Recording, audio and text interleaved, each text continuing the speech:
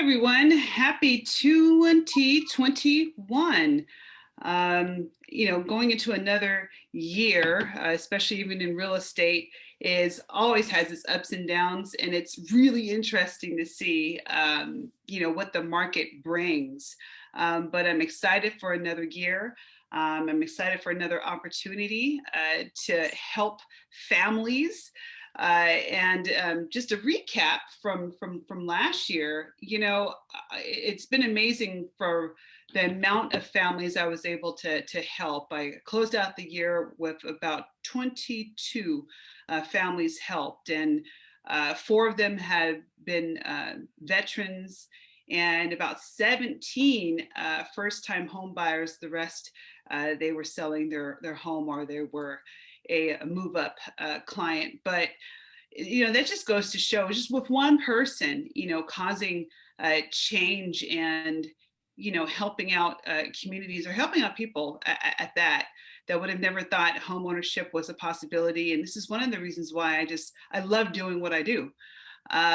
It's more than just the numbers, and everyone just being a number. It really is, like, I honestly feel that I've impacted some families, and changed some lives, kept some people in California that would have normally moved out of the area, thank goodness for that, and planted some people, I think, in communities that needed some light, and needed some great families with children to help,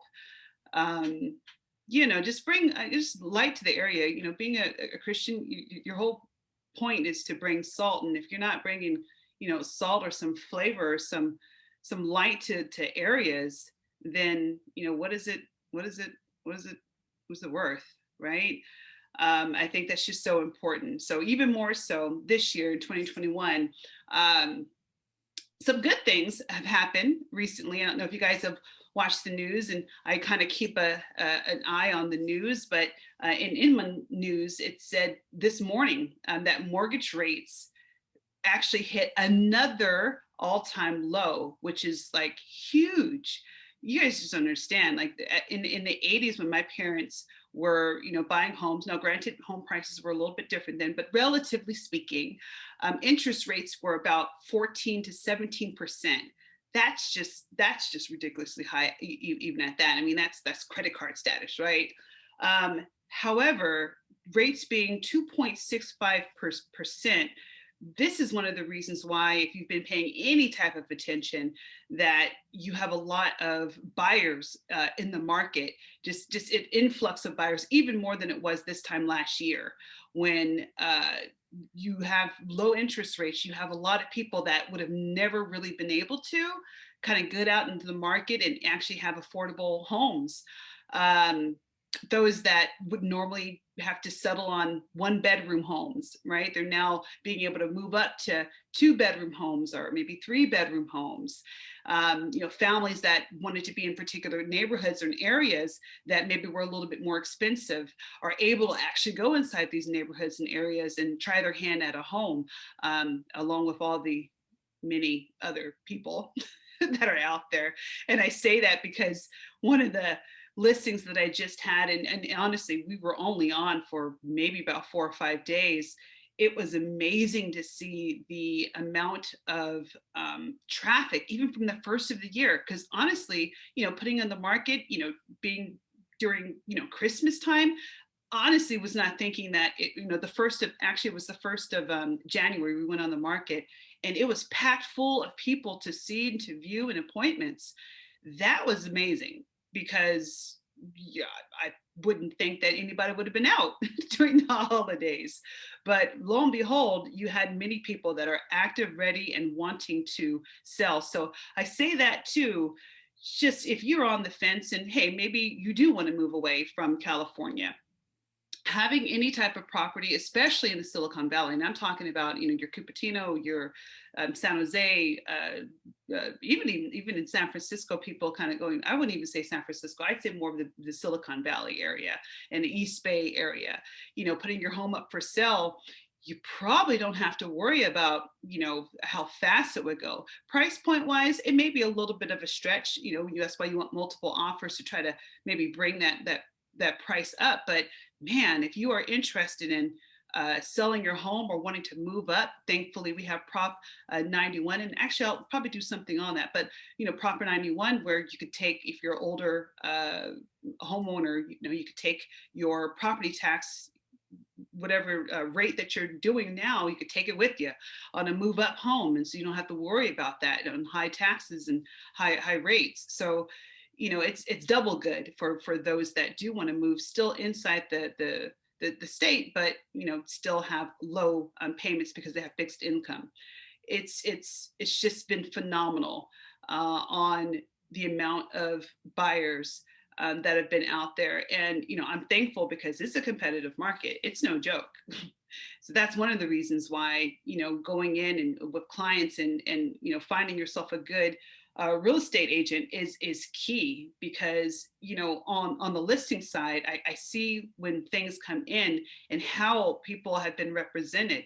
And I think I did a TikTok live on this, and stating that you really know who's representing you, because if packages are incomplete, these are things that will get you in the door at least, and offer at least looked at, right?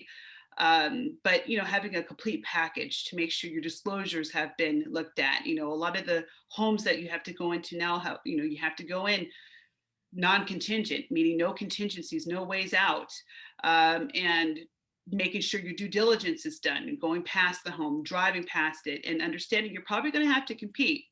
And and it's a the market does not care, about your color, race, or creed. It's really concerned with its value and the money and the time frame in which you can close.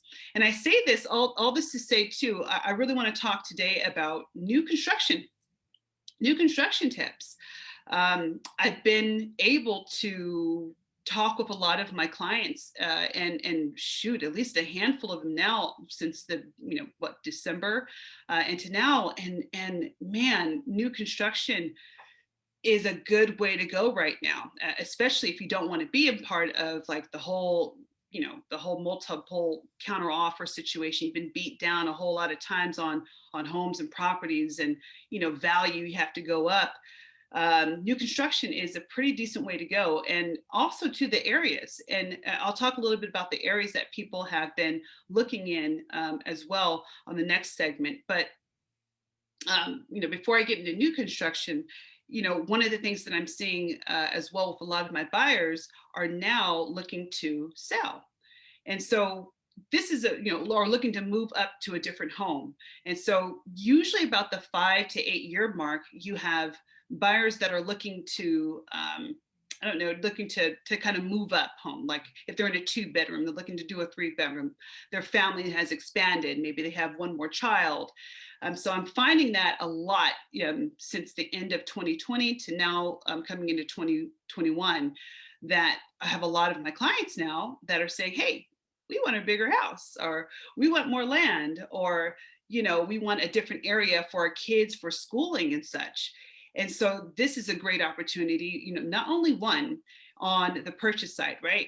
We have low interest rates on the purchase side. So what does that mean? That means that you have a plethora of places that you could possibly choose from now.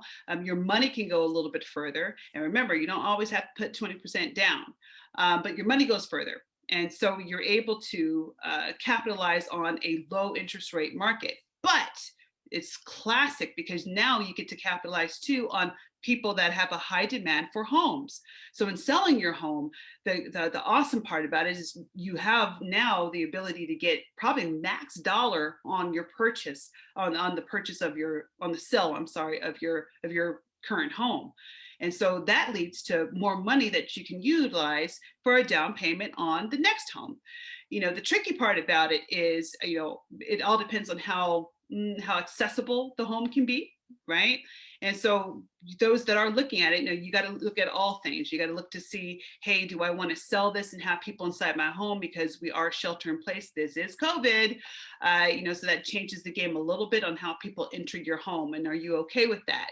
If you have an autoimmune disease, that might not be the best thing to do. So you may have to move out for a small amount of time until the home is actually sold, or stay with friends and family. And if you can do that and save money, excellent. That's what some of my other clients have done. Or you can, sell the, home while you're in it, stay in a place, small rent, make sure you downsize on everything until your, home is either built or you find a replacement home. But at least you get to capitalize on a high market, and you have a chunk of money in order to be a lot more competitive on the other end. And that's the thing, a lot of times people don't want properties and homes with offers on them that are contingent on the sale of another property.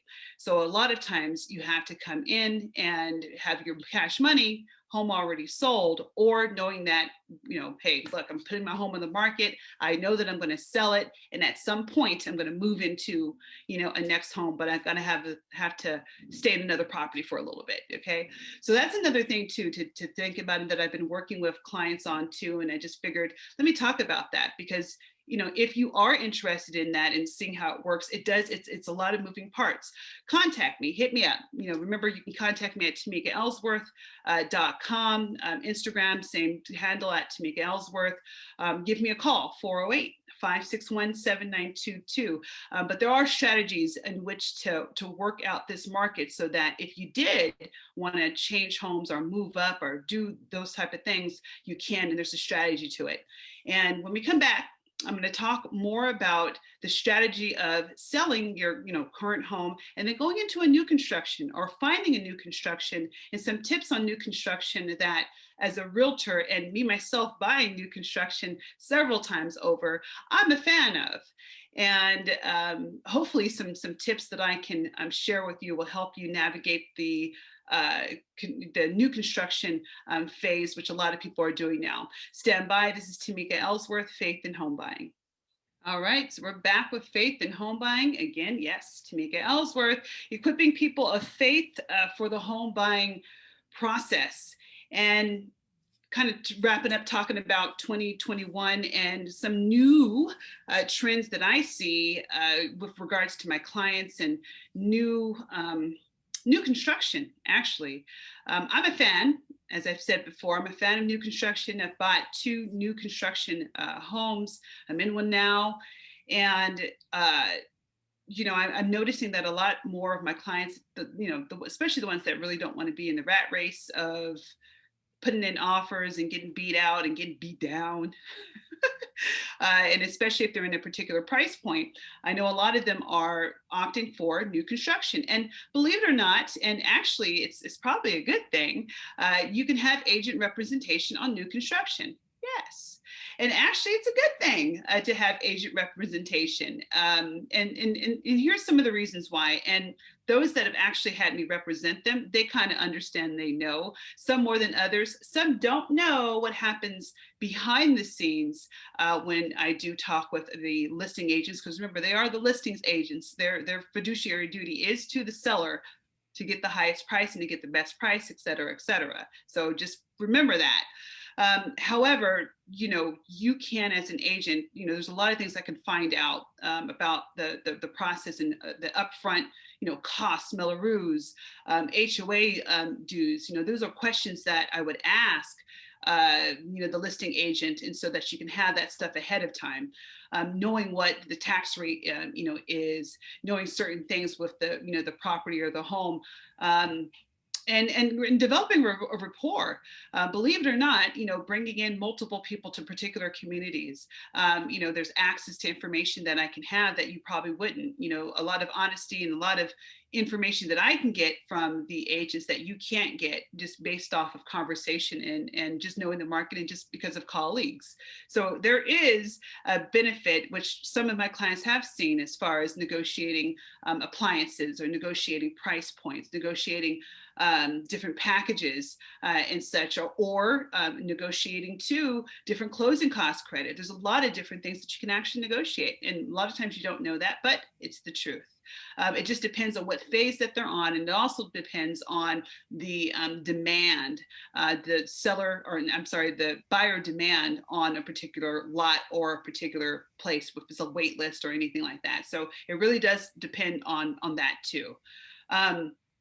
However, there are new construction tips. You know, when you're working with a realtor on the outside, one of the things I do want to say that, you know, if you are a buyer and hey, you drive past a new construction site and you're like, hey, that looks kind of cool, and you go in and you are working with a realtor, well, then guess what? You know, and if you don't go in there with a realtor the first time, I can't necessarily represent you because you've already walked into a place by yourself without the representation. So, you know, tip number one, you know, if you are working with a realtor, let them know that there's a new construction site that you're interested in, so that they can actually sign you in. Because if they don't, you know, number one, you know, commission wise and all the work that you've been doing with them, they don't get paid. Or number two, a lot of times the places won't let you re-sign them up, you know, later on if you've already done it. So just word to the wise, if you are working with someone as a realtor, or you want to, have them take you there first. And so that number one, they can represent you. And number two, hey, you know, especially if it's someone that you love, you would want them to get paid too in order to represent you. So just FYI. Also too, you know, why do you like new construction? Because of no competition, right? Sort of. Now that it's a big demand, and it all depends on how fast builders are releasing properties. Some of them are releasing them a lot slower now because of COVID and because of the restrictions that they have. So they may have extra phases or more homes in their phases to do, but they're only releasing them slowly but surely and allowing this really long wait list for you have to wait on. And the wait lists, you know, they don't usually tell you how many people are on the wait list. The ones that do, bless your heart, but normally they don't do that. And to get on the wait list, you have to go through their pre-approval process, right? So with a new construction, you know, one of the things that you have to do to even get started, right, is number one, you have to make an appointment nowadays. You can't just go there and just kind of view the models. So you have to make an appointment.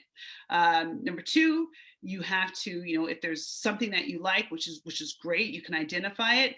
You would have to go through the pre-approval process. You don't have to use their lender, but they encourage you to. A lot of times with the new construction, they like control. So because they like control, because they have timelines they have to hit, and you know, just because they want to know what's going on with the loan, so if they have to adjust their timelines on the build, that's what they do. Or if they have to cancel, they are able to have a good hold of it. Because if you are with a lender that is not savvy with new construction, it can cost you. A lot of times they will put a per diem, which is you know, every day that you're late, missing a timeline, they could charge $100. They could charge $50. They could charge something, you know, so just be mindful of that too. So yes, you got to get pre-approved with their lender. Some builders do allow you to do a DU, or direct underwriter's approval, if you had already had a pre-approval with an outside lender. So that's something to keep in mind. You have to always ask that. Usually the agent that you're with, or usually I ask that if it's possible. That's number one. And then also too, you know, utilizing their lender, they sometimes allow, majority of the time, closing cost credit, or either credit that can apply to options. So, you know, anywhere from as low as $5,000 to sometimes $15,000 I've seen, where you can apply that to your closing costs, which is great. And of course, that's a big incentive in order to utilize their lender. And a lot of times, you know, I just probably tell my clients, just go ahead with their lender if it makes sense with the, you know, with your mortgage rate and what you're getting. So that's another thing to kind of think about. So once you're on, you know, you've already done your pre-approval. If they don't have a wait list, great. You can put a hold on a property, usually beforehand, like while you're going through the pre-approval process, drop a check down, go ahead and get your pre-approval process, continue on so they can make sure they give you full approval for your loan. Once you have full approval for your loan, which would be about 30 days, then you're able to, continue on, and pretty much that contingency for the loan is done. A lot of times, lenders are okay with if you have to sell a property in order to buy one. But in this market, what I've actually been seeing is that they really want that home sold first, while you're in contract with another, build, even if that build is not going to be done for like 6 to 8 months. They just want to make sure that the money is in the bank because they have a lot of buyers coming through, and they want to make sure that the lots move, and they don't want to hold anything up. So that's just something to keep in mind. But on a general note, they usually are okay with you having to buy or sell the property in order to purchase one, right? So you're on the list and you're waiting for things to happen. Unfortunately, on a waiting list, it can take forever. The good thing about it is if it's kind of the beginning of a phase and they don't have a limited amount left, you get in on phase level. The best way to get into a new construction is to get onto it on the first phases. Why do I say that? Especially even if they don't have models. Because if they don't have models, that means people, the general public has a hard time kind of deciphering what something will look like, how something will kind of be. They look at the renderings on drawings, so you have to have a great imagination. But you usually can get these homes for a lot less money. And think about it. If it's only on phase 1 or 2, or maybe even 3 before they have the model set, that price point is a lot lower. Because usually when you have a breakthrough of different phases, the prices increase. So if they increase, 3,000, 5,000 each time, every single time a home is sold or a phase is done, and say for instance, there's probably about, 20 or so phases that need to happen, and you're only on phase 1 or 2, guess what? By the time that your home is, number one, complete, number one, you've already gained equity. 2, by the time that the last person moves in out of 200 something homes, you've gained a lot of equity. So if you're looking for a way to kind of gain equity, but you have a brand new home, that's one way to kind of look at. And it really doesn't matter kind of what area that you're in. Usually if you're looking at it at that point to get in early in order to gain equity, believe it or not, any neighborhood pretty much will work, because neighborhoods, typically in a brand new neighborhood, you don't start to see a turnaround of things maybe until maybe about 5 to 8 years. So getting on the ground floor on a new build is the way to go. Even if it's middle phase, it's okay too, because you're still gaining equity. And so, yeah, I mean, I'm a big fan of new construction. I'd love to work with you if new construction is one of your areas of focus, at least for the new year. Do note though, when it's a hot market and for new construction, when the market's changing is when they do lottery systems. Been there, done that. Those aren't fun either, but that's how I got my home and that's how my miracle story happened. But lottery systems is when they have to, pick a number, draw a number for you on a multitude of different families. That's stressful. But then also they have when the market's hot, they go through bidding. So you're bidding on a brand new construction as you were bidding on a home. It's crazy. So if you can, especially now where we're not too much in that phase, hit new construction up if you are, kind of tired of the rat race out here on the regular resale market. So I hope I gained or kind of gave somebody a little bit of knowledge and information. And if you want any more knowledge and information, I'll probably do a little bit of something on some TikTok. So remember, you can get me on realestate_T. You can hit me on the website, TamikaEllsworth.com, or call me 408-561-7922. I am readily available to speak to some folks. And actually, 2021 is going to be good. I have a lot of folks that have caught me last year that are kind of in their process and now they're about ready. So I'm believing that 2021 is going to be a great year for each and every one of us, not only myself. My goal is to help, a lot more clients that I did, hopefully at least 10 more clients than I did last year. And hopefully one of them will be you. Thank you so much. Faith in Home Buying, Tamika Ellsworth, equipping people of faith for the home buying process. Take it easy.